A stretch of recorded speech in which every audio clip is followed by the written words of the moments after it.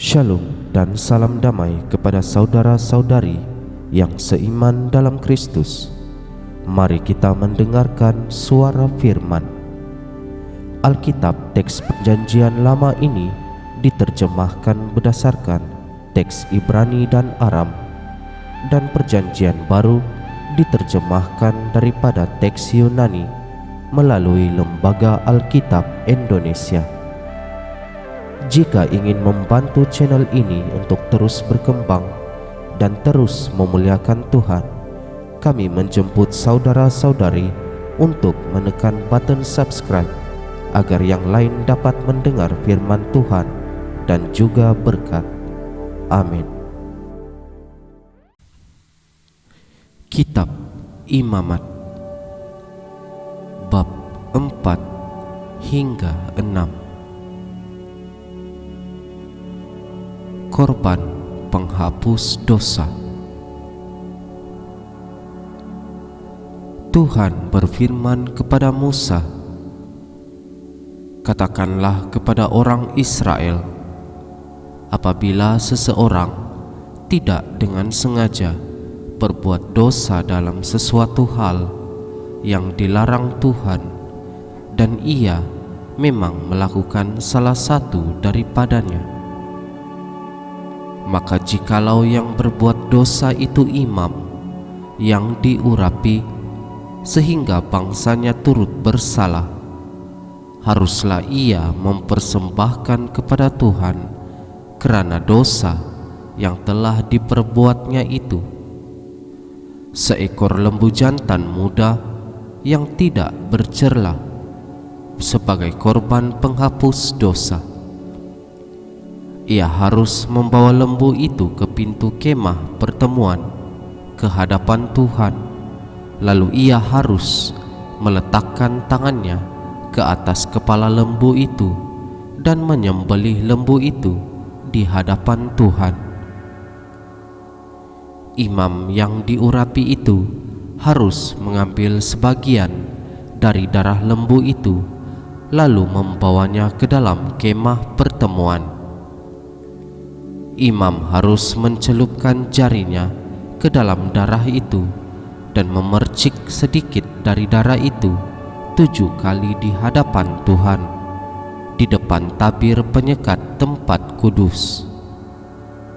Kemudian imam itu harus membubuh sedikit dari darah itu pada tanduk-tanduk mezbah pembakaran ukupan dari wangi-wangian yang ada di hadapan Tuhan di dalam kemah pertemuan, dan semua darah selebihnya harus dicurahkannya kepada bagian bawah mezbah korban bakaran yang di depan pintu kemah pertemuan. Segala lemak lembu jantan korban penghapus dosa itu harus dikhususkannya dari lembu itu, yakni lemak yang menyelubungi isi perut dan segala lemak yang melekat pada isi perut itu, dan lagi kedua buah pinggang dan lemak yang melekat padanya yang ada pada pinggang, dan umbai hati yang harus dipisahkannya beserta buah pinggang itu, sama seperti yang dikhususkan dari lembu korban keselamatan. Imam harus membakar semuanya di atas mezbah korban bakaran.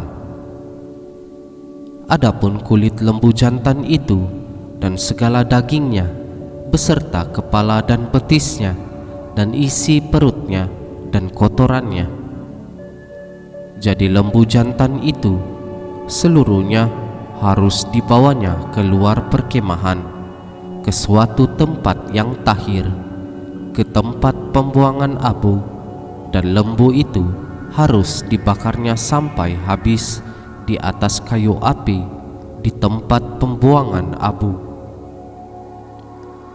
Jikalau yang berbuat dosa dengan tak sengaja itu segenap umat Israel, dan jemaah tidak menyadarinya, sehingga mereka melakukan salah satu hal yang dilarang Tuhan dan mereka bersalah, maka apabila dosa yang diperbuat mereka itu ketahuan, haruslah jemaah itu mempersembahkan seekor lembu jantan yang muda sebagai korban penghapus dosa. Lembu itu harus dibawa mereka ke depan kemah pertemuan. Lalu para tua-tua umat itu harus meletakkan tangan mereka di atas kepala lembu jantan itu di hadapan Tuhan, dan lembu itu harus disembelih di hadapan Tuhan. Imam yang diurapi harus membawa sebagian dari darah lembu itu ke dalam kemah pertemuan. Imam harus mencelupkan jarinya ke dalam darah itu dan memercikannya 7 kali di hadapan Tuhan di depan tabir.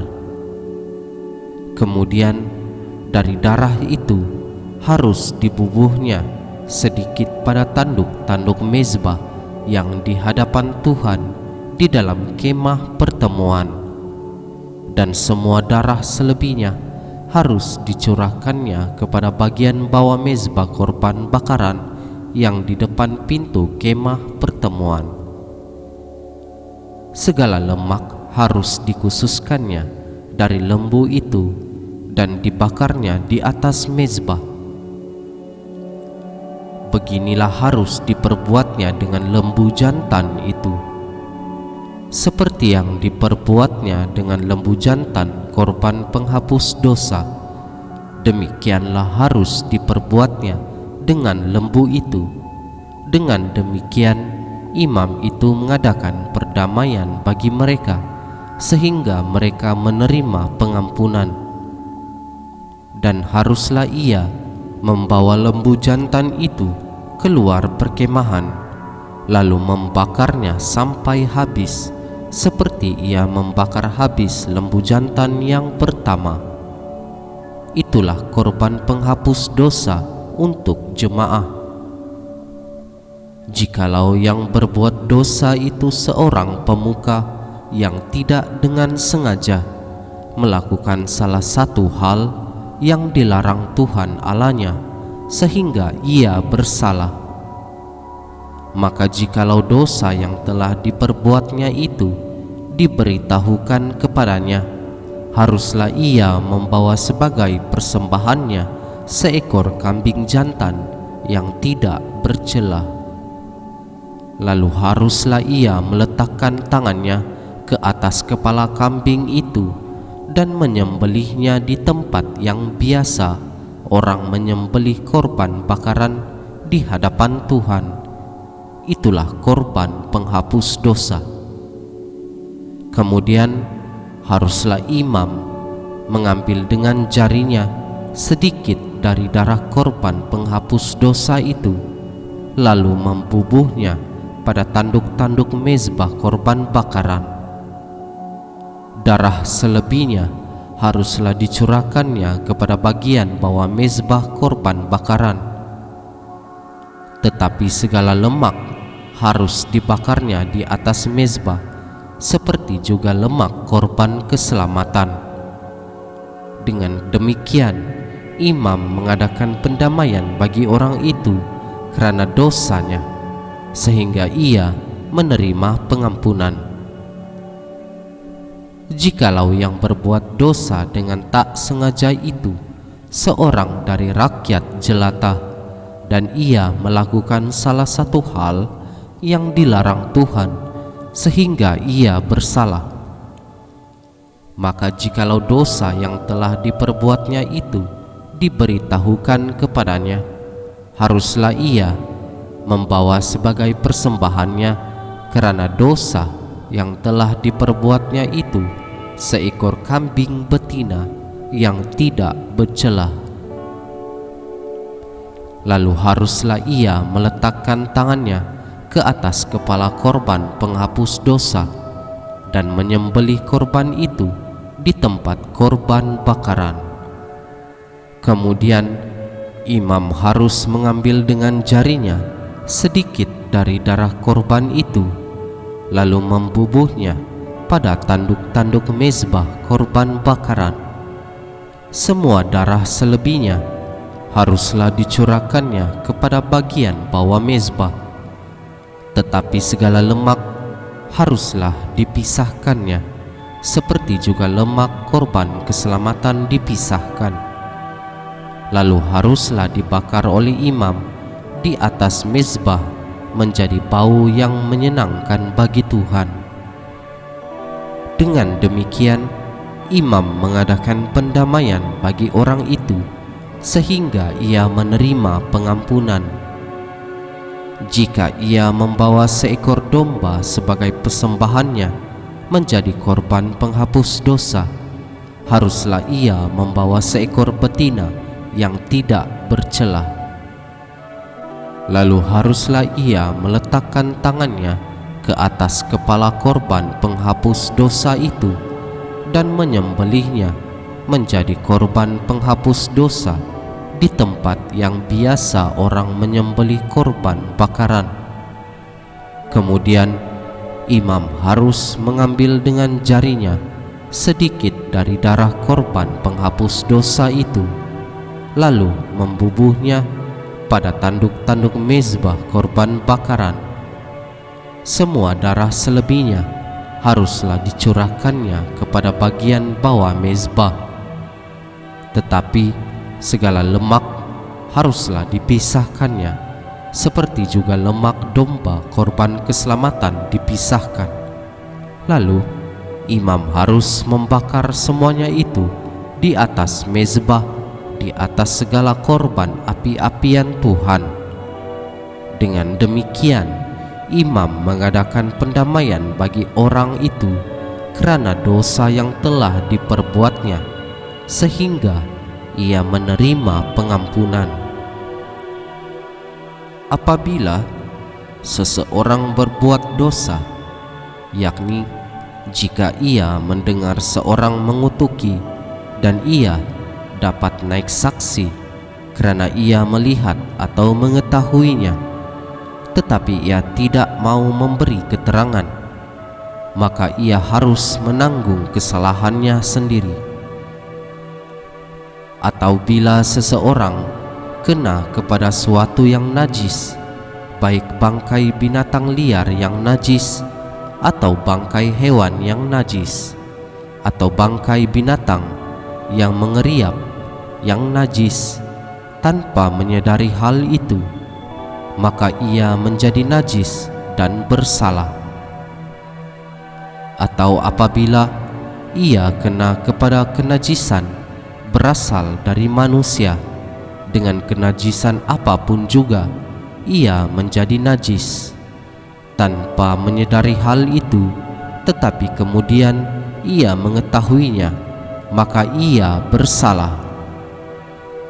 Atau apabila seseorang bersumpah teledor dengan bibirnya hendak berbuat yang buruk atau yang baik, sumpah apapun juga yang diucapkan orang dengan teledor tanpa menyadari hal itu, tetapi kemudian ia mengetahuinya, maka ia bersalah dalam salah satu perkara itu.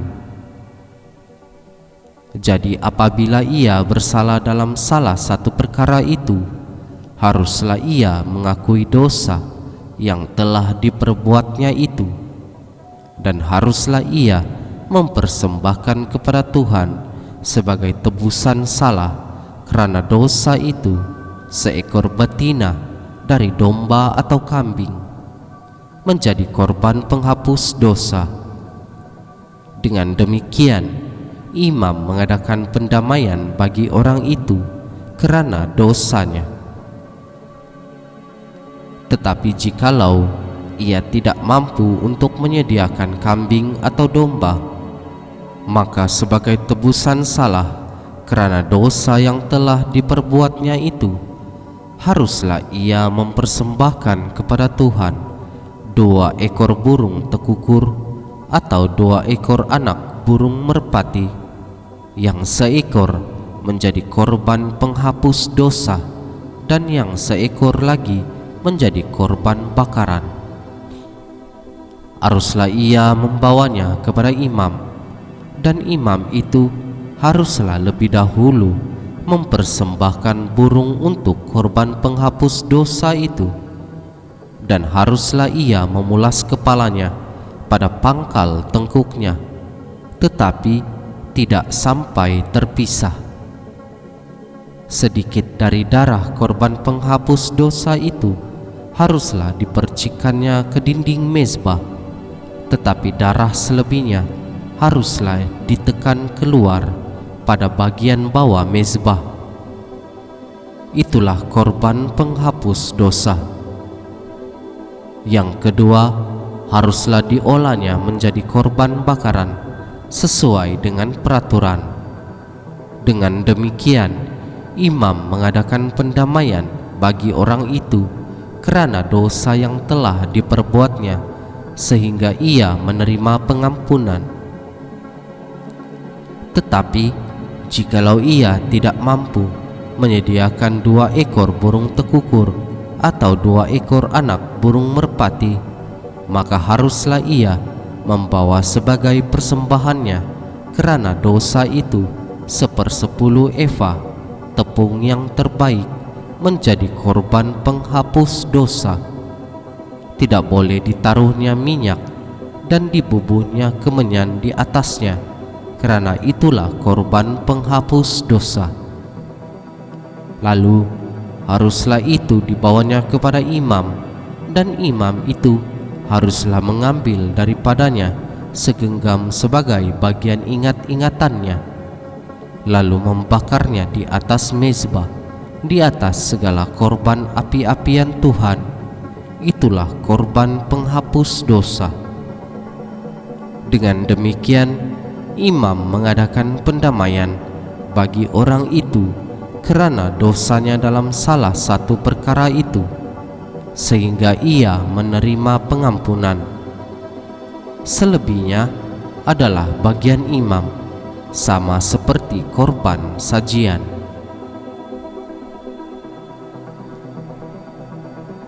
Korban penebus salah. Tuhan berfirman kepada Musa, apabila seseorang berubah setia dan tidak sengaja berbuat dosa dalam sesuatu hal kudus yang dipersembahkan kepada Tuhan, maka haruslah ia mempersembahkan kepada Tuhan sebagai tebusan salahnya seekor domba jantan yang tidak bercelah dari kambing domba, dinilai menurut shikal perak, yakni menurut shikal kudus, menjadi korban penebus salah. Hal kudus yang menyebabkan orang itu berdosa haruslah dibayar gantinya dengan menambah 1/5, lalu menyerahkannya kepada imam. Imam harus mengadakan pendamaian bagi orang itu dengan domba jantan korban penebus salah itu, sehingga ia menerima pengampunan.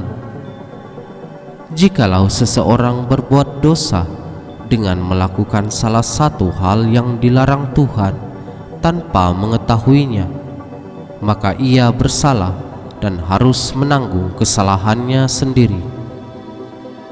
Haruslah ia membawa kepada imam seekor domba jantan yang tidak bercelah dari kambing domba yang sudah dinilai sebagai korban penebus salah. Imam itu haruslah mengadakan pendamaian bagi orang itu kerana perbuatan yang tidak disengajakannya dan yang tidak diketahuinya itu, sehingga ia menerima pengampunan.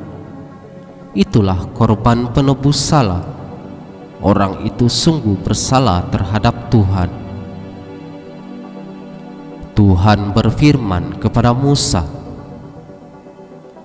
apabila seseorang berbuat dosa dan berubah setia terhadap Tuhan dan memungkiri terhadap sesamanya barang yang dipercayakan kepadanya, atau barang yang diserahkan kepadanya, atau barang yang dirampasnya, atau apabila ia telah melakukan pemerasan atas sesamanya, atau bila ia menemui barang hilang dan memungkirinya, dan ia bersumpah dusta dalam perkara apapun yang diperbuat seseorang sehingga ia berdosa.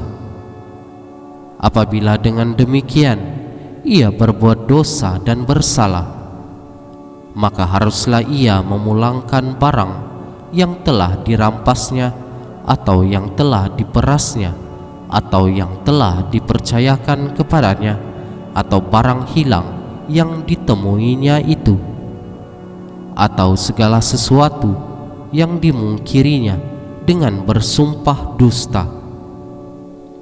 Haruslah ia membayar gantinya sepenuhnya dengan menambah 1/5.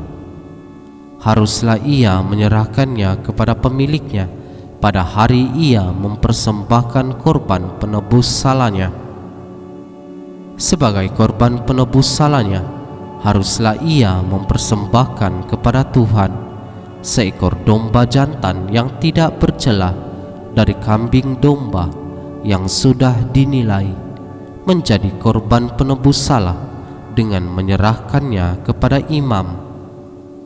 Imam harus mengadakan pendamaian bagi orang itu di hadapan Tuhan, sehingga ia menerima pengampunan atas perkara apapun yang diperbuatnya sehingga ia bersalah.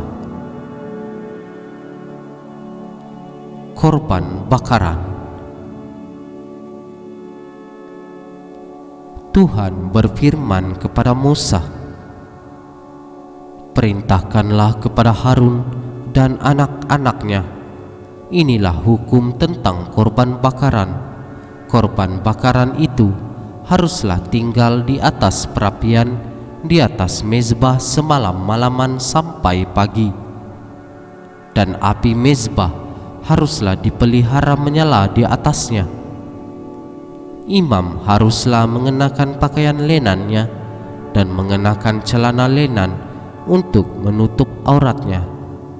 Lalu ia harus mengangkat abu yang ada di atas mezbah sesudah korban bakaran habis dimakan api, dan haruslah ia membuangnya di samping mezbah. Kemudian haruslah ia menanggalkan pakaiannya dan mengenakan pakaian lain, lalu membawa abu itu keluar perkemahan ke suatu tempat yang tahir.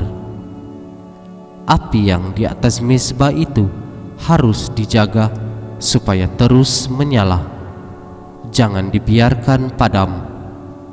Tiap-tiap pagi imam harus menaruh kayu di atas mezbah, mengatur korban bakaran di atasnya, dan membakar segala lemak korban keselamatan di sana. Harus dijaga supaya api tetap menyala di atas mezbah, janganlah dibiarkan padam. Korban sajian. Inilah hukum tentang korban sajian. Anak-anak Harun haruslah membawanya ke hadapan Tuhan ke depan mezbah. Setelah dikhususkan dari korban sajian itu segenggam tepung yang terbaik dengan minyak, serta seluruh kemenyan yang di atas korban sajian itu, maka haruslah semuanya dibakar di atas mezbah sehingga baunya menyenangkan sebagai bagian ingat-ingatannya bagi Tuhan. Selebihnya haruslah dimakan oleh Harun dan anak-anaknya. Haruslah itu dimakan sebagai roti yang tidak beragi di suatu tempat yang kudus. Haruslah mereka memakannya di pelataran kemah pertemuan. Janganlah itu dibakar beragi.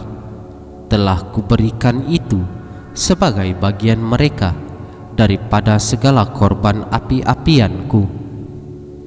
Itulah bagian maha kudus, sama seperti korban penghapus dosa dan korban penghapus salah. Setiap laki-laki di antara anak-anak Harun haruslah memakannya. Itulah suatu ketetapan untuk selamanya bagi kamu turun-temurun. itulah bagianmu dari segala korban api-apian Tuhan. Setiap orang yang kena kepada korban-korban itu menjadi kudus. Tuhan berfirman kepada Musa, inilah persembahan Harun dan anak-anaknya yang harus dipersembahkan oleh mereka kepada Tuhan pada hari ia diurapi.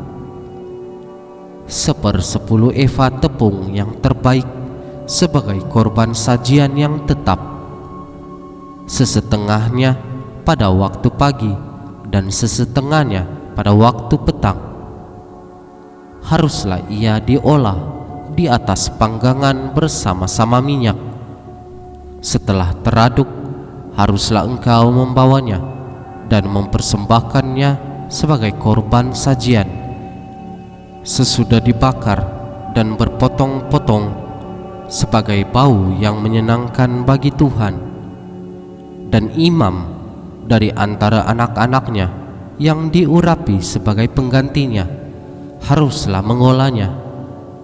Itulah suatu ketetapan untuk selamanya. Seluruhnya haruslah dibakar bagi Tuhan.